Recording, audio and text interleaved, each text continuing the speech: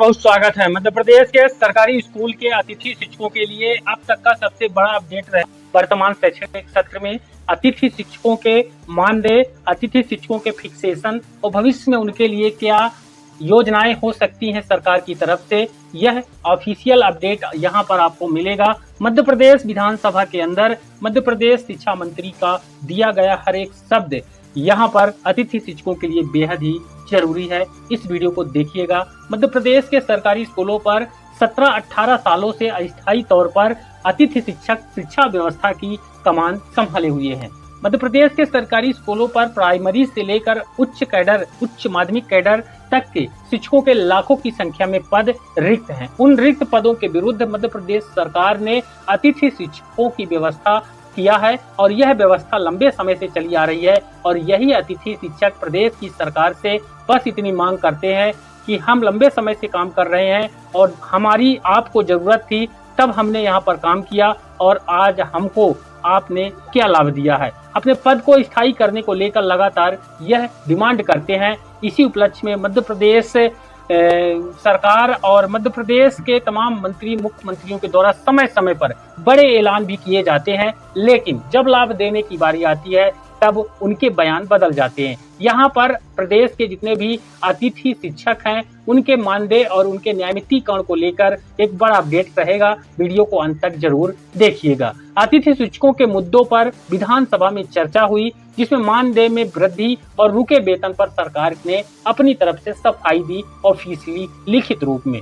यहाँ पर जो अपडेट है, मध्य प्रदेश विधानसभा के मानसून सत्र के दौरान 22 जुलाई 2026 को प्रदेश के हजारों अतिथि शिक्षकों के मानदेय, न्यायमितीकरण और तकनीकी समस्याओं के कारण रुके हुए भुगतान का मुद्दा सदन में गूंजा।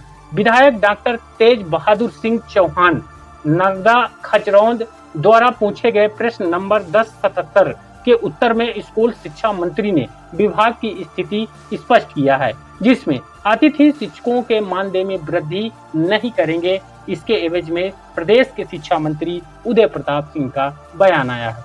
विधायक तेज बहादुर सिंह चौहान ने सवाल उठाया कि वर्ष 2023 के बाद से अतिथि शिक्षकों के मानदेय में कोई वृद्धि नहीं की गई है, जबकि महंगाई निरंतर बढ़ रही है। इसके जवाब में स्कूल शिक्षा मंत्री श्री उदय प्रताप सिंह ने स्पष्ट रूप से कहा कि वर्तमान में मानदेय में वृद्धि का ऐसा कोई प्रस्ताव विचाराधीन नहीं है। यानी बीते कुछ महीनों में अतिथि शिक्षकों में काफी ज्यादा उम्मीदें जागी थी कि जल्द ही उनकी सैलरी में बढ़ोतरी कर दी जाएगी। उनकी नौकरी तो पक्की नहीं हो रही है, लेकिन जिस काम को वह करते हैं उस काम के एवज में जो उनको मजदूरी मिलती है वह उनको ज्यादा मिलेगी। लेकिन उनके इस ख्याल को भी प्रदेश के शिक्षा मंत्री ने सिरे से नकार दिया। वहीं जुलाई अगस्त के रुके वेतन का भुगतान होगा, ऐसा बयान है। विधायक चौहान ने सत्र 2025-26 के यानी पिछले शैक्षणिक सत्र के शुरुआती महीने जो कि जुलाई अगस्त में लागू की गई ऑनलाइन उपस्थिति ई अटेंडेंस प्रणाली में तकनीकी खामियों का मुद्दा भी उठाया। उन्होंने बताया कि पोर्टल न चलने के कारण कई अतिथि शिक्षकों की उपस्थिति दर्ज नहीं हो सकी थी, जिससे उनका 2020 से 25 दिनों का जो मानदेय है वो लंबित रहा है और तब से लेकर आज तक ज्यादातर अतिथि शिक्षकों का वेतन भुगतान मानदेय नहीं मिल पाया है। इसके जवाब में स्कूल शिक्षा मंत्री ने अपनी सफाई देते हुए बताया कि लोक शिक्षण संचालनालय ने 17 अक्टूबर 2025 को ही निर्देश क्रमांक 388 जारी कर दिए थे। इन निर्देशों के तहत जिन अतिथि शिक्षकों की ई अटेंडेंस दर्ज नहीं हो सकी थी, उनके लिए शाला प्रभारी के द्वारा उपस्थिति पंजी के आधार पर जानकारी ऑनलाइन अपडेट कर मानदेय भुगतान सुनिश्चित करने के लिए कहा गया था। वहीं नियमितीकरण नहीं, लेकिन 50% पदों पर आरक्षण, ऐसा उनकी तरफ से लिखित में जवाब दिया गया।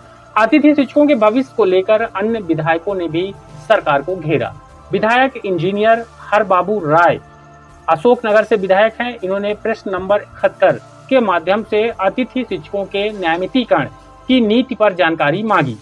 सरकार ने इस पर जवाब दिया कि सीधे न्यायमितीकरण का कोई प्रावधान नहीं है। हालांकि भर्ती नियमों साल 2018 में 27 दिसंबर 2024 को दिए गए संशोधन के अनुसार सीधी भर्ती के 50% पद उन अतिथि शिक्षकों के लिए आरक्षित रहेंगे जिन्होंने न्यूनतम 3 शैक्षणिक सत्रों में 200 दिन कार्य किया हो। इसके साथ ही उन्हें MPPSC की परीक्षाओं में अधिकतम 10 वर्ष की आयु सीमा में छूट भी दी जा रही है। जो कॉलेज के हैं वो MPPSC में और जो स्कूल के हैं उनको MP टेट में। वहीं इंजीनियर हरबाबू राय के ही एक अन्य सवाल पर सरकार ने स्पष्ट किया कि अतिथि शिक्षक व्यवस्था एक अस्थायी व्यवस्था है, जबकि यहाँ पर प्रदेश के लोग और अतिथि शिक्षक ये सभी जानते हैं कि 17-18 सालों से कौन सी ऐसी व्यवस्था होती है जो अस्थायी रहती है। अब इसलिए ग्रीष्मकालीन या शीतकालीन अवकाश अवधि में उन्हें मानदेय देने का कोई प्रस्ताव नहीं है। यानी 12 महीने का जो उनको मानदेय देने का कयास लगाया जा रहा था वह भी सरकार की तरफ से नकार दिया गया है।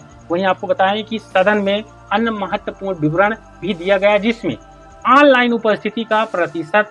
चर्चा के दौरान मंत्री श्री विश्वास सारंग ने सदन को बताया कि प्रदेश में लगभग 95% अतिथि शिक्षक नियमित रूप से ई-अटेंडेंस पोर्टल का उपयोग कर रहे हैं।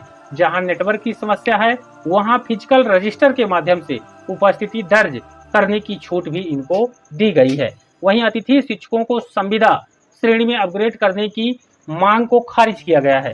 विधायक श्री नीलेश पूसाराम उइके पंडूना ने श्रमोदय आवासीय विद्यालयों में पदस्थ अतिथि शिक्षकों को संविदा श्रेणी में अपग्रेड करने की मांग की थी। लिखित में मांग की थी। विधानसभा का मामला है, बाकायदे प्रश्न लगाया था और उसका लिखित में उत्तर आया, जिसे सरकार ने यह कहते हुए खारिज कर दिया कि ऐसा कोई भी प्रस्ताव विचाराधीन नहीं है।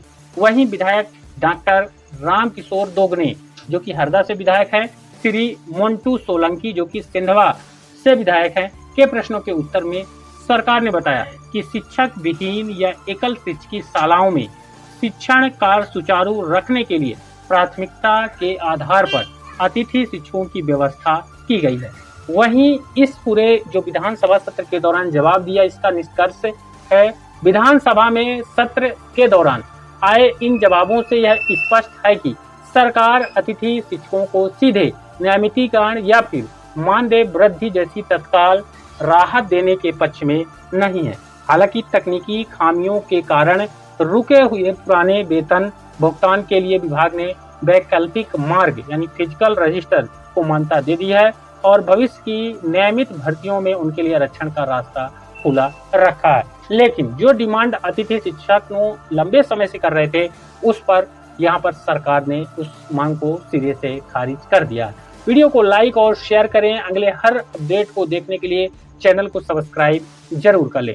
धन्यवाद।